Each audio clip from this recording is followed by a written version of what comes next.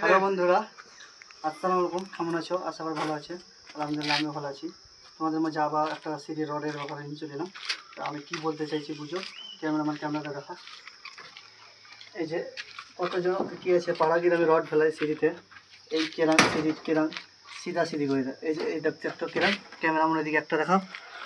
এই যে একটা কেরাং, তাহলে এক সোজা নেই, দেখো এইখানে একটা আছে, এই তার বিপরীত একটা আছে কেরাংটা, ভালো করে দেখাও।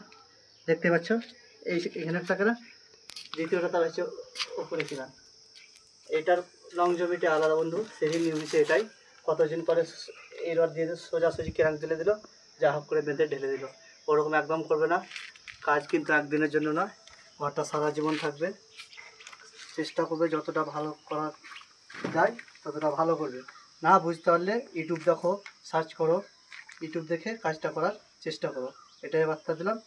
আবার পরের ভিডিওতে দেখা হবে।